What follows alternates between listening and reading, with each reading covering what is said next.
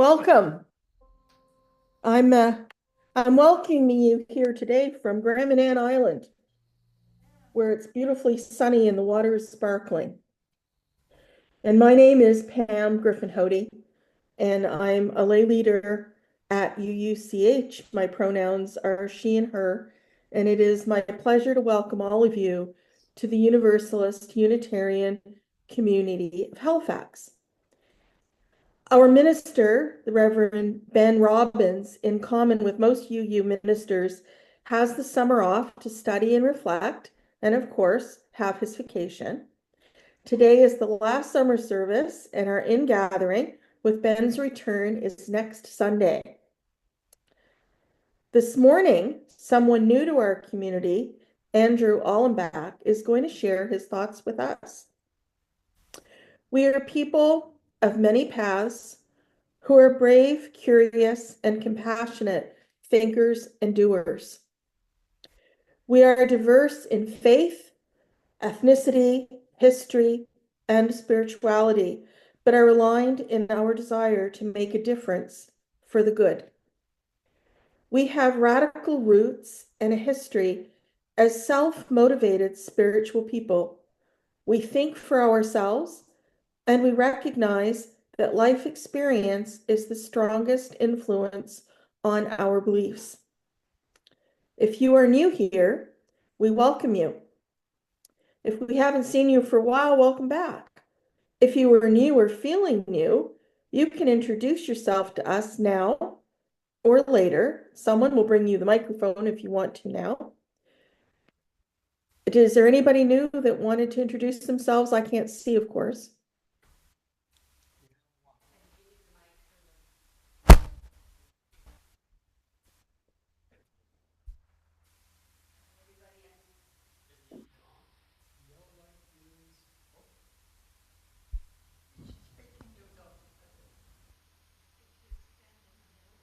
If the person comes to the front, that we on Zoom can actually see them too.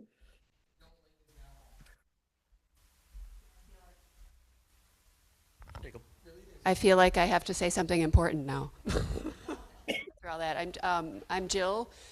I'm a lifelong Unitarian, and I'm in town from Toronto, dropping off my daughter at university. So I'm pleased to be here and participate in your service. Thank you. Welcome, Jill. There will also be lots of opportunities to chat over coffee after the service. And if you would like to be on our email distribution list, there's a book in the room that you came through to get into this room that you can leave your name and your email address in. This evening, there is a spirit circle at 6 o'clock. This is a more informal service that we're doing once a month that invites openness, peace, reflection, and connection to something larger. We seek to welcome you, your whole self, with all your truths and your doubts, your worries and your hopes. Before we go any further, though, we must acknowledge the truth of this land. And I could not find the calendar to say whose turn this was. So if it is someone's turn and they have come prepared, speak now or forever hold your peace. I have prepared a land acknowledgement in case it's my turn and I didn't have it written down properly. Each time we commence any activity, we stop to acknowledge the truth of this land. We acknowledge that 5500 Inglis Street, where those of you meeting in person are located, is on the ancestral, unceded land of the Mi'kmaq people in Shutuktuk, Halifax. Although the 8 districts of Mi'kmaqi cover all of Nova Scotia and PEI, as well as parts of Newfoundland, New Brunswick, and Maine, the part of New Brunswick that I find myself in today, Graham Island, was the traditional territory of the Passamaquoddy peoples. They, together with the Wolastoqey, also in New Brunswick, are subject to the same series of peace and friendship treaties of the 18th century, truly making all of us treaty peoples. If you are joining us here today from outside Atlantic Canada, please take a moment to acknowledge the land you occupy. In keeping with our UU principles, we commit ourselves to collaboratively move forward towards truth, reconciliation, and equity for the Indigenous, Black, and other marginalized people who experience systemic oppression in our communities. Tomorrow, being September, I thought I'd look up to see what month this is in the Mi'kmaq calendar, and it is called Wigum Gewigus, the mate calling moon. And this time marks the rutting season for moose, with their behavior including more frequent vocalized calls. And historically, this was the time when the Mi'kmaq would migrate from summer camps by the seashore to winter camps located inland, closer to the moose. And the Mi'kmaq website where I found this information also bears with it a warning that the moose mating time does not happen as early as it used to, since it is tied to cooler days. And over the last few years, this Mi'kmaq group started monitoring it about 5 years ago. Each year, the temperature that is conducive to moose mating is moving further into September.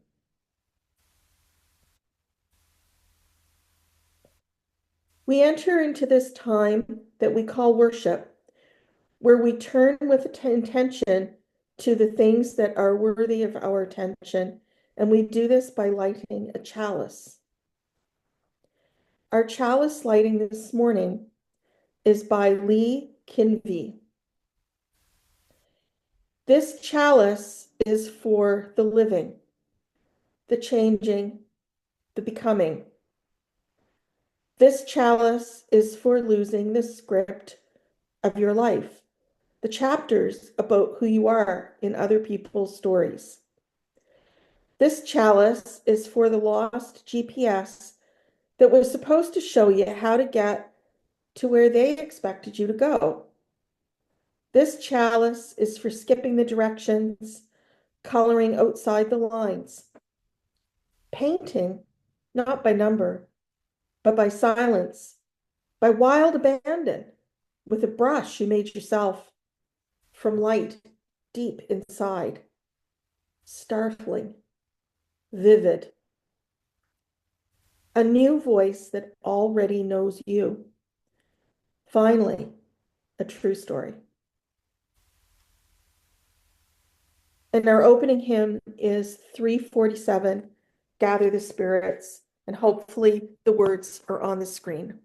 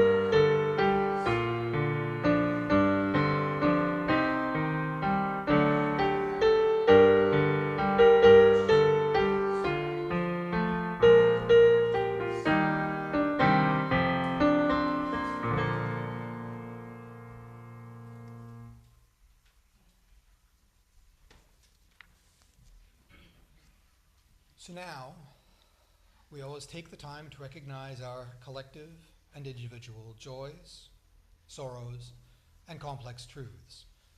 We bring our hearts into this sacred space of community, and we open them up to each other and for each other, so that those of us who carry pain might be comforted by the presence of a loving community, so that those of us who are happy and well might share our joy and see it multiplied in others, and so those of us who carry complex truths might find a welcoming space to process and make meaning of all that life brings. So, if you have a story, a joy, a sorrow, or a complex truth on your heart that wants to be spoken in community, we invite you to share. And we invite you to drop a stone to mark your story and to remind you that you are not alone. And I have a note here to remind people to use the handheld microphone. Yes.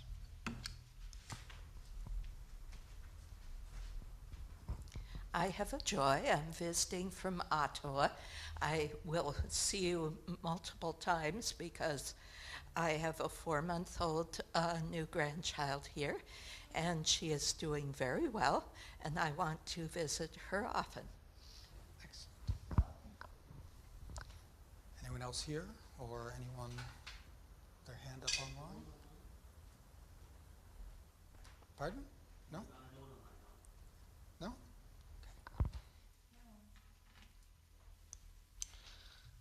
And then I will add one more stone for all the joys, sorrows, and complex truths that remain in the silent sanctuaries of our hearts, the ones that words cannot express, and the ones that are still in formation.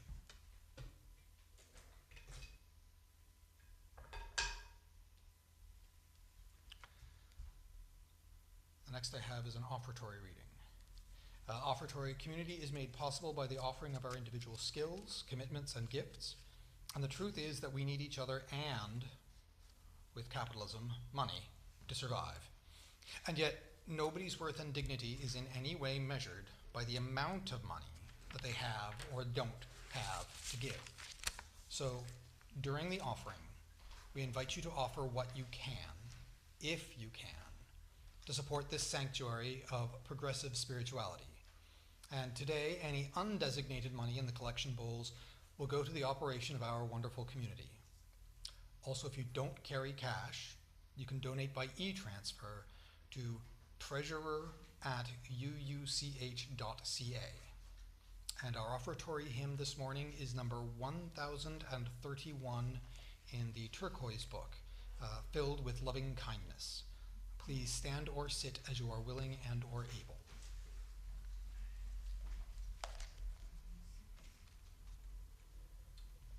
Andrew, you need to pass the collection plate.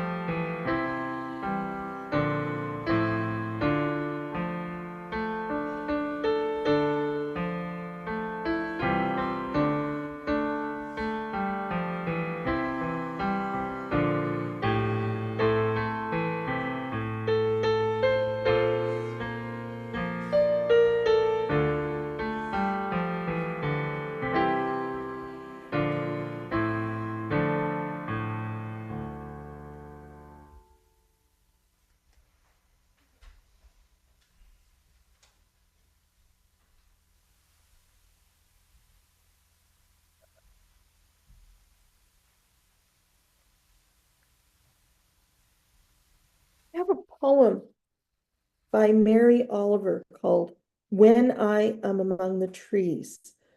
And sit back in your chair and listen to the words and let them seep into your soul. When I am among the trees, especially the willows and the honey locust, equally the beech, the oaks, and the pines, they give off such hints of gladness, I would almost say that they save me, and daily. I am so distant from the hope of myself, in which I have goodness and discernment, and never hurry through the world, but walk slowly and bow often. Around me, the trees stir in their leaves and call out, "Stay a while." The light flows from their branches, and they call again. "It's simple," they say. "And you too have come into the world to do this, to go easy, to be filled with light and to shine."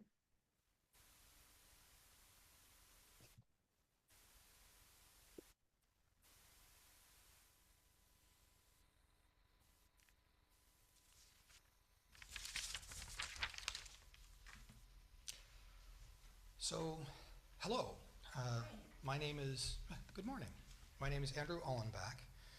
For any of you who don't already know me, I've been attending here since early this spring, and I've been asked, I answer to he or him or hey you, and I've been asked to talk today on self-criticism and self-compassion. Now, to begin with, we've had a lot of talks this summer about big issues, about exhaustion, about self-esteem, about the importance of protest through art and poetry. And August's talks included the importance of spending time in nature, taking care of yourself. Now, I'm going to begin by pointing out that the sort of talks I'm used to giving are telling other people's stories. That is, after all, what I do for a living. And I'm not used to actually even working from notes. So I'm doing both of these things today, despite my usual penchant. My stories are, though, usually known for being loud and for running long. So we might manage to include both of those at least. I was asked to give this talk because earlier this year, during our Build Your Own Theology seminar series here, Ben and other folks heard me talk about the ease of compassion for others and my struggle for self-compassion. And he thought that was notable enough that he asked me if I would speak on that this summer. In my usual manner, it then took me a while to get around to saying yes, and so I am the last one on our list. I'm 53 years old, and I was just this summer diagnosed with always having had ADHD, which may explain why it took so long for me to get around to agreeing. I have, over decades, unknowing and unsuspecting and undiagnosed, built a host of unconscious coping methods, and some of those have been healthy. Walking through green space, as we were talking in early August about Keji, for instance. Even just walking, which is my general method of commute, and some of you have seen me on my way here walking most Sunday mornings. My choice of career as a school librarian and as museum staff. All of these things work well and are very healthy, both for my brain and brain chemistry, and to be honest, for people even if you don't have ADHD. Some of my unconscious coping mechanisms and methods were not healthy. Criticism internalized. Report cards saying things like, oh, he's really smart. If he would just focus, he could live up to his potential. That may sound familiar to some. And internalizing that criticism is surprisingly easy. I mean, ADHD kids, for example, statistically hear thousands and thousands more criticisms by the age of 12 than kids without, whether they are diagnosed or not. And if you hear things often enough, you train yourself to believe them. Shame, internalized.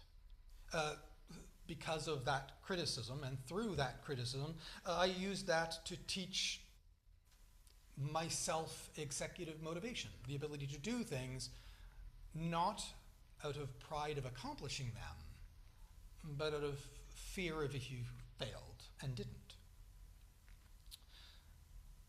We were taught executive motivation and emotional regulation, tricks and techniques that work for typical brains, but since those things did not work, took on the belief that not working, well, that is a moral failing on my part, our part. That feeling of never quite being or doing enough, having accomplished something important and succeeded, feeling relief instead of pride or even satisfaction.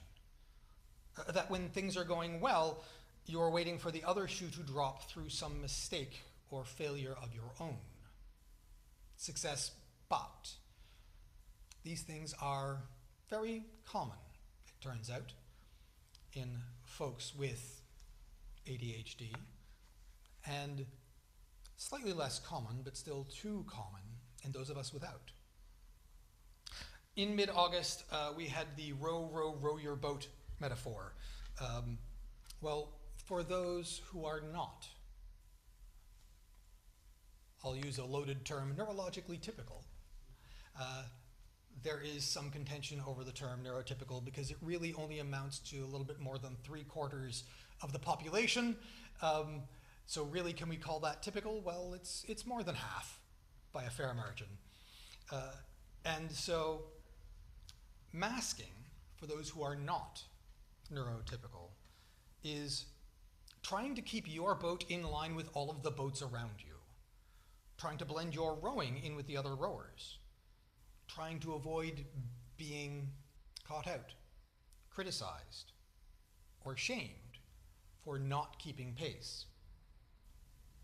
But the secret is that doing that is really criticizing and shaming yourself before anybody else gets the chance to do it. And so, as a result, empathy and care for others and the needs of others becomes very easy. But that shame and self-criticism makes empathy for yourself, myself, difficult. And this turns out to be really common among folks diagnosed late in life for ADHD, autism, and so on, and so on, and so on.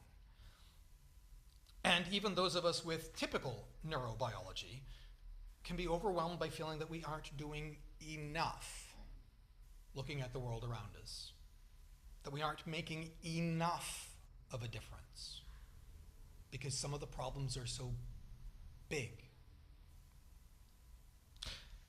ADHD alone, by the way, is around 7 to 10% of the population. It's genetically inherited. It lasts your whole life. That alone is a lot of people. So, self-love and self-worth, self-compassion, are very losable and are very difficult to rebuild.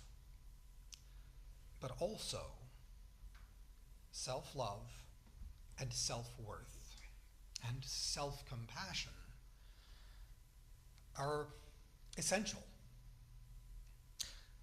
I have recently This, if you know me, is not terribly a surprise because it happens every couple of years. Been rereading a lot of J.R.R. Tolkien. It's a good season to do so.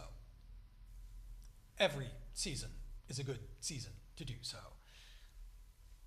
Throughout that book, whilst he does not at any point as an author explicitly say, you need to be kind to yourself, he shows it. Throughout that book, despite the huge challenge, danger, darkness, the heroes, many of whom are not great, huge, notable, impressive fantasy warriors, but are small, typical people, take the time to sit and care and be kind to themselves. And were it not for doing so, they would never succeed. Were it not for their stay in the house of Tom Bombadil and Goldberry, I apologize for any spoilers in case any of you have not read these books that were published in the 1950s. The four hobbits would not have succeeded in carrying the ring, or later in stopping the Witch King. Were it not for their stay in Rivendell, Frodo would not have healed enough to carry the ring. The Lord of the Rings is filled with pauses, time to be gentle to themselves, even in the midst of their quests. And so were it not for self-compassion, self-love, self-worth, and mercy, they would not have succeeded nor managed to free their home again during the scouring in the Shire at the end. So I sought then for a quote from Tolkien, since I had been reading him, that would suit this talk. But again, he does not talk about it explicitly anywhere in hundreds upon hundreds of pages. Instead, it permeates throughout. So maybe this quote, Gandalf to Bilbo from The Hobbit or There and Back Again, there is more in you of good than you know, some courage and some wisdom blended in measure. But if more of us valued food and cheer and song above hoarded gold, it would be a merrier world. Maybe. Or maybe when Frodo and the conspirators reach Rivendell in the Fellowship of the Ring, there they sat for some while, looking through the windows at the bright stars above, the steep climbing woods, and talking softly. They spoke no more of the small news of the Shire far away, or of the dark shadows and perils that encompassed them, but of the fair things that they had seen in the world together, of elves, of stars, of trees, and of the gentle fall of the bright year in the woods. Or perhaps in the very, very darkest point in the book, with Samwise Gamgee in the worst place in the world. There, peeping among the cloud rack above a dark tor high up in the mountains, Sam saw a white star twinkle for a while, and the beauty of it smote his heart as he looked up out of that forsaken land, and hope returned to him. For like a shaft clear and cold, the thought pierced him that in the end, the shadow was only a small and passing thing, that there was light and high beauty forever beyond its reach. Taking the time to be kind and compassionate to ourselves is the only way that we can get the ring there and get back home, even if that's hard to remember sometimes. As a very last note, since I have now successfully run over time, that is half of my goals.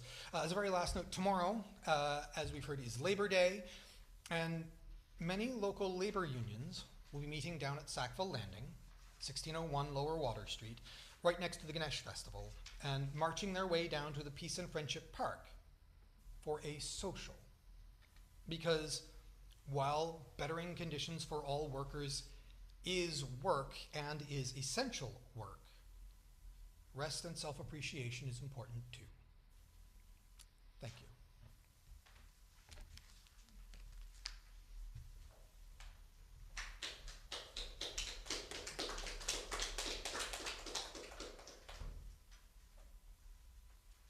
Thank you so much, Andrew. That gave me a lot to think about going forward. And Pam. I think Pam was going to say Our something just before the last one. And then our closing hymn this morning is 1024. When the Spirit says do. Sit, stand, or dance as you will.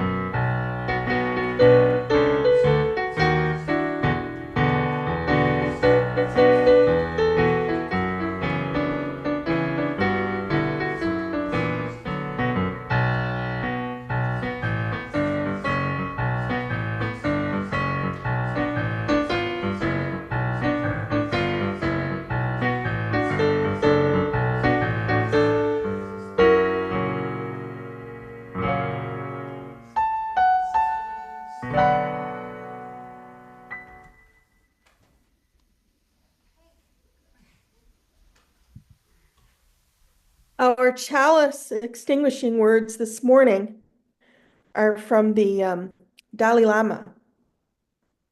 If you want others to be happy, practice compassion. If you want to be happy, practice compassion. Andrew, did you extinguish the chalice? Lovely. And I hope you all enjoy a good conversation with Andrew over coffee.